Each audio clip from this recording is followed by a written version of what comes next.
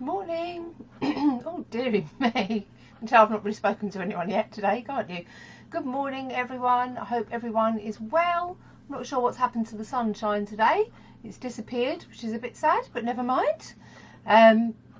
So I've got loads of different stories, I think all pretty new, apart from some poetry at the beginning that isn't as new. So I'm going to start off with a poem from this gorgeous little book here. It's called Poetry versus Pottery, and it's by Joe Bromley.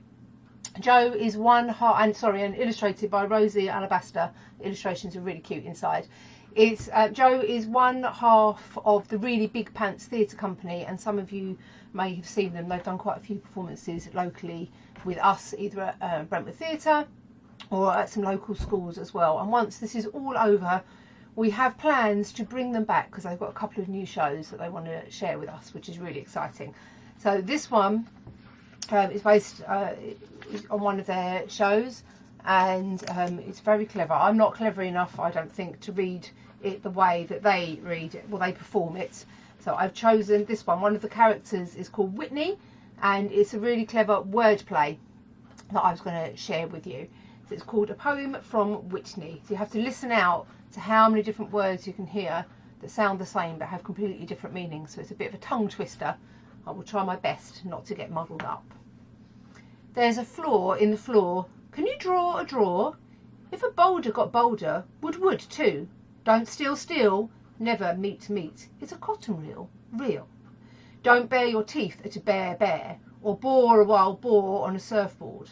Never foul, who are playing football, or stalk a stalk on a beanstalk. You mustn't groan at a grown-up, or compare a pair of pears with a paring knife. Is the fair at the fair fair? And the same for a fate, who knows? Fate? Life? When is a great? Can you wait for a wait? I heard a herd, saw, had a peek at a peek. I've also gazed in awe at an oar. Or have I? Please pause while I pour juice sauce over a paw and pour over the pores in my perfect skin. So, can you sow seeds or sow on sequins? I hear you over here. As for over there, they're letting their ears flare with flare. I'm sure about the shore. Where would you wear your wear? Would you roll a roll around a roll? Have you ever fought in a fault, or sought out a different sort? Might a doe eat doe, and roar if it were raw? I've whirled my way around this world, and now our hour is up. One more thing, though, I like to read beside reads. But are you reading this in reading or reading? Because that is a different story. It's a real tongue twister. We've got these in the shop. They're lovely, and hopefully you'll get to meet them really soon, hoping for October half term, all being well. Okay, that's the first silliness over and done with. Right, the second one, this is definitely not new. I've read from here before a few weeks ago, but it's Roald Dahl's Revolting Rhymes, published by Puffin a very long time ago. Illustrations, obviously, by the glorious Quentin Blake, as you can see. I thought I would share you Jack in the Beanstalk. It's a bit of a harsh version of the story. Jack's mother said, "We're stony broke. Go out and find some wealthy bloke who'll buy our cow. Just say she's sound and worth at least £100. But don't you dare let him know that she's as old as Billy O." Jack led the old brown cow away and came back later in the day and said, "Oh, Mumsy dear, guess what? Your clever little boy has got, I really don't know how, a super trade-in for our cow." The mother said, "You little creep, I'll bet you sold her much too cheap." There she is. She looks pretty fierce. When Jack produced one lousy bean, his startled mother, turning green, leaped high up in the air and cried, "I'm absolutely stupefied. You crazy boy, do you really mean you sold our Daisy for a bean?" She snatched the bean, she yelled, "You chump!" and flung it on the rubbish dump. Then, summoning up all her power, she beat the boy for half an hour, using, and nothing could be meaner, the handle of a vacuum cleaner. At 10 p.m. or thereabout, the little bean began to sprout. By morning it had grown so tall you couldn't see the top at all. Young Jack cried, "Mum, admit it now. It's better than a rotting cow." The mother said, "You lunatic. Where are the beans that I can pick? There's not one bean. It's bare as bare." "No, no," cried Jack. "You look up there. Look very high and you'll behold each single leaf is solid gold." By gollykins, the boy was right. Now glistening in the morning light, the mother actually perceives a massive, lovely golden leaves. There's Jack climbing. She yells out loud, "My sainted souls! I'll sell the mini buy rolls. Don't stand and gape, you little clots. Get up there quick and grab the lot." Jack was nimble. Jack was keen. He scrambled up the mighty bean. Up, up he went without a stop. But just as he was near the top, a ghastly, frightening thing occurred. Not far above his head he heard a big, deep voice, a rumbling thing that made the very heavens ring. It shouted, "Fee, fi, fo, fum, I smell the blood of an Englishman." Jack was frightened. Jack was quick, and down he climbed in half a tick. "Oh, Mum," he gasped, "believe you me, there's something nasty up our tree. I saw him, Mum, my gizzard froze. A giant with a clever nose." "A clever nose?" his mother hissed. "You must be going round the twist." "He smelled me out, Mum, I swear it. He said he smelled an Englishman," the mother said, "and well he might. I've told you every single night to take a bath because you smell. But would you do it? Would you, Hal? You even make your mother shrink because of your unholy stink." Jack answered, "Well, if you're so clean, why don't you climb the crazy bean?" There she is. The mother cried, "Be gad I will. There's life within the old dog still." She hitched her skirts above her knee and disappeared right up the tree. Now would the giant smell his mum? Jack listened for the fee-fi-foam. He gazed aloft. He wondered when the dreaded words would come. And then, from somewhere high above the ground, there came a frightful crunching sound. He heard the giant mutter twice, "By gosh, that tasted very nice. Although," this in grumpy tones, "I wish there weren't so many bones." "By Christopher!" Jack cried. "By gum, the giant's eaten up my mum. He smelled her out. She's in his belly. I had a hunch that she was smelly."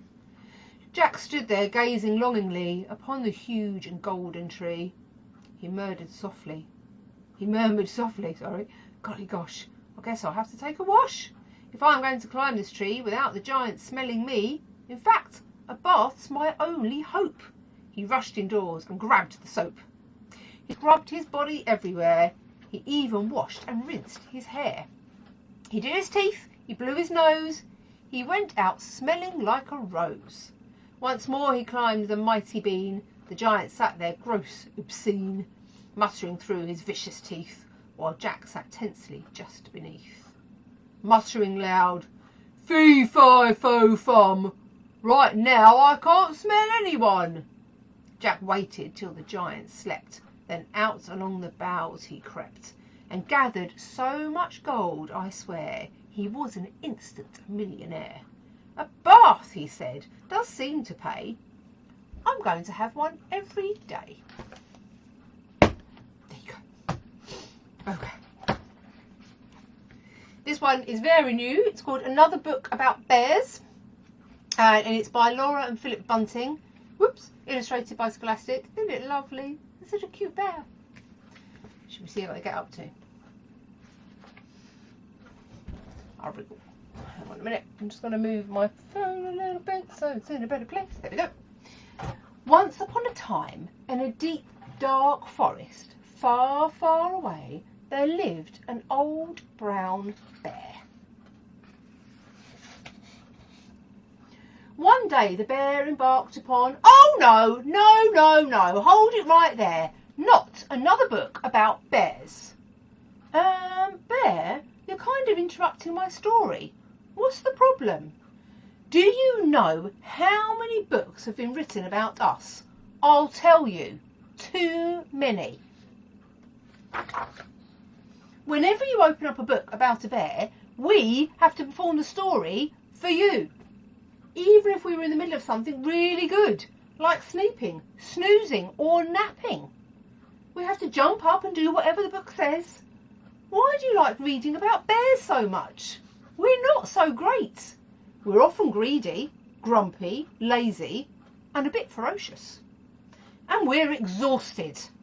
We are sick of doing all the work. I see. But who will the children read about?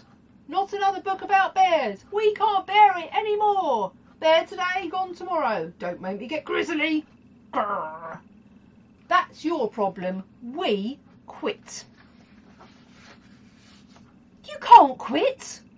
We can, and we just did. We'll see about that. The bear wore a pink tutu and rode a tiny bicycle. Oh, I see. You'll make us look silly if we don't cooperate. Well, it won't work. He chowed down on piping hot porridge, then upset a hive of honeybees, buzz off, and turned a frog into a handsome prince with a big sloppy kiss. Nope. Oh, go on. The children cried and cried when their favourite character turned out to be a big, selfish meanie. Oh, that's low. Fine. How about this? If I can find a better animal to star in your books, you'll leave us alone. No more books about bears. Deal? Okay, deal. Hold on, I know just the guy. Meet your new leading animal. Bear, do you know how many elephants you can fit into one tiny book? Not many. They're too big. Okay. How about a chinchilla? Too spiky. Crow? Too noisy. Kitten? Too cute. Marmoset? Too silly. Star-nosed mole? Too whoa. Flying fox? Too batty. Crab? Too pinchy. Dodo? Too extinct. Horse? Nay. Peacock? Too fancy. Earthworm? Too boring. Koala? Too cuddly. Anglerfish? Ooh, too ugly. Kangaroo? Too jumpy. Salmon? Hey, who took the salmon? Cheetah? Too fast. Tortoise? Too slow. Spider? Too scary. Gazelle? Too scaredy. Blobfish? Seriously? That's it. That's all I've got. They're all the animals I know. Well, don't you see, Bear? No other animal has quite got what it takes to star in all those good books. Sure, bears are a bit greedy, grumpy, lazy, and even ferocious sometimes, but who isn't? The fact is, bears are just right. So what now? Don't worry, I have an idea. Once upon a time, in a deep dark forest, far, far away, there lived an old brown bear. One day the bear fell asleep and hibernated uninterrupted for 8 long months. Luckily, a few old friends agreed to help out while the bear took a well-deserved break. Goldilocks and the Three Bears. This book may not contain bears. The end. Very silly. I love that book. Okay. Another one. What time is it? Dinosaur Junior's Happy Hatchday. This is by Roald. And it is published by HarperCollins. There you go. It's quite new. And the dinosaurs are adorable. Who doesn't love a cute dinosaur, hey? Once upon a long time ago, 9 perfect eggs. A handsome batch. I spy an eye. Let's watch them hatch. Hi Otto, Winnie, Hector, Sue. Hi Nancy, Martin, Wilf and Boo. But wait, what's this? One final egg. A tap, a crack. Hello, I'm Greg. Greg is short for Gregosaurus. Makes it much less tricky for us. the last of 9. Greg's really late, a week behind the other 8. So hurry up, no time to waste. Go find some friends. More speed, less haste. First up, it's Otto, Winnie too. They're having fun with paint and glue. Oh dear, says Greg, it's plain to see there's no room in their game for me. What's this? Jam tarts, eclairs, ice cream? It's Sue and Hector, Chef Supreme. Oh dear, says Greg, it's crystal clear. These baking buds don't need me here. Next up is Nancy. Nice guitar, and Martin's tuba. Whoop-ba-ba! Oh dear, says Greg, there is no doubt. There's no way I could help them out. One final stop. It's Wilf and Boo and balloons. I've counted 22.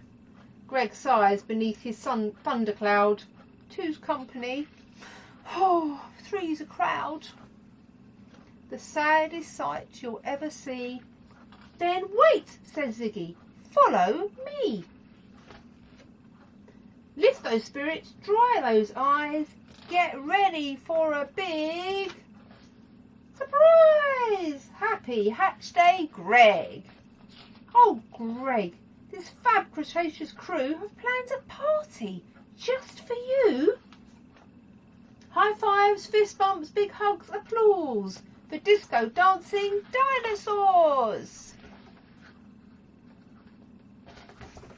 Lovely. Looked like a good party, didn't it? Like a great party. Okay. Which one should I read next? This one. This is called Mr. Brown's Bad Day. It's published by Nosy Crow and it's by Lou Peacock and Alison Friend. There's Mr. Brown. He looks very dapper for a tiger. Have you ever seen a tiger in a suit? Haven't lived. One of the brilliant things about the Nosy Crow picture books is they have a QR code in them. So if you've got a smartphone, you can scan it and then it can read it along with you and gives you a pingy noise or something for you to turn the page. It's great. It's good for journeys if you haven't got hands free. Not that we're going on journeys at the moment, but it's nice. Mr. Brown's Bad Day. Here he is. Mr. Brown was a very important businessman. He always carried a very important briefcase. And he worked in a very important office. He said things like, sell, sell. Though sometimes he said, buy, buy. People brought him important letters to sign, and there were lots and lots of meetings. Mr. Brown was always very, very busy. But no matter how busy he was, Mr. Brown always went out for lunch. Naturally, Mr. Brown took his very important briefcase. It had very important things in it, after all. Today was Tuesday, and so Mr. Brown had tuna sandwiches. He set the briefcase down, and as he ate his lunch, he thought about the very important things. But because Mr. Brown was so busy thinking, he didn't spot the baby. He didn't spot the baby grab the handle of his very important briefcase. And he didn't spot the baby take the very important briefcase away. Suddenly, Mr. Brown realised the very important briefcase was missing. My briefcase, he said. I must find it. It's full of very important things. Fortunately, for Mr. Brown, the baby and the briefcase were not far away at all. But unfortunately for Mr. Brown, the baby hooked the briefcase onto an ice cream cart, and the ice cream seller pedalled away. Wait! Called Mr. Brown. Wait! That's my very important briefcase! Fortunately for Mr. Brown, the ice cream seller soon stopped. Phew! But unfortunately for Mr. Brown, some school children accidentally took the briefcase for a ride on the big wheel. Wait! Shouted Mr. Brown. Wait! That's my very important briefcase! Oh, fortunately for Mr. Brown, the queue was moving quickly. But Unfortunately for Mr. Brown, when the school children got off the ride, they took everything with them, including Mr. Brown's very important briefcase. And then they went to catch the bus. "Wait!" bellowed Mr. Brown. "Wait! That's my very important briefcase." Mr. Brown ran as fast as he could to the bus stop, and he was just in time to see the bus pull away. Poor Mr. Brown. His hat had gone and his tie was wonky. "This," said Mr. Brown, "is a very bad day." But the very important briefcase was full of very important things. So Mr. Brown borrowed a tricycle. Even though it was a little too small, he followed the bus all over town, past the tennis courts and around the lake. But he could never quite catch up. When the children got off the bus, they took everything with them, including the very important briefcase. "Whose is this bag?" said the teacher. "Not mine," said one child. "Not mine," said another. "Or mine," said a third. "Oh, it's mine," gasped Mr. Brown. "Very important things inside." By now it was dark, and because it was too late to go back to the very important office, Mr. Brown went home. When he got there, Mr. Brown opened his very important briefcase and checked that all the very important things were still inside. His snuggly blanket, his best book of bedtime stories, and his favourite teddy bear. Then, with all the very important things safe and sound, Mr. Brown settled down to the very important business of bedtime. We do like a silly book at Chicken and Frog. We do, we do, we do. Right, this is the last one for today. It's called The Bear Who Did, and it's by Louise Grigg and Laura Hughes, and it is published by Egmont. It is. It's gorgeous. He's so cute. He looks like he gets up to mischief. Ooh, and there's a pot of honey. Yum. The Bear Who Did. This is the bear who did not steal the honey. This is the bear who did. This is the bear who did not find it funny. This is the bear who did. This is the bear who searched for the honey. This is the bear who hid. This is the bear who roared for the honey. Where is the bear who did? This is the roar that rattled the door. This is the milk that tipped. This is the flour that poured in a shower. This is the bear who slipped. These are the eyes full of surprise. This is the cat who crept. This is the glance. This is the chance. This is the dog who leapt. This is the bear who flew through the air. These are the walls that shook. This is the clock that ticked and tocked and rocked and rocked. Uh-oh! Don't look. This is the bear. This is not fair. These are the wings that flapped. These are the bees high in the trees. This is the branch that snapped. This is the bear full of despair. This is the rain that poured. Help! These are the paws. This is the noise. This is the bear who snored. This is the elk who heard the help. This is the beaver too. This is the fox. These are the knocks. Is there anything we can do? This is the help that followed the elk. This is the floor that creaked.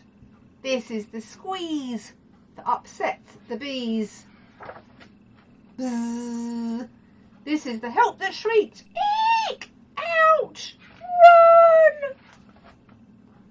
These are the thumps. These are the jumps. This is the house that shook. This is the pear. This is the bear. Uh-oh. Don't look. Oh no. This is the bear who slid on her tummy into the bear who hid. This is the bear who said, don't mention honey. This is the bear who did. Want some? He caused a lot of mischief, didn't he? That's my last book for today. Lovely to see everyone. I hope you enjoyed stories today. I'll be back again on Thursday, and on the YouTube channel I've got a bit of catching up to do for Peter Pan. I've forgotten how strange it is, so I keep on forgetting to record it because it's so odd. But there'll be more Peter Pan on the YouTube channel as well today. And if there's anything in particular you would like me to read, then let me know, and if I've got it, then I will read it for you. Take care of each other. Have a good day, stay safe, and I will see you very soon.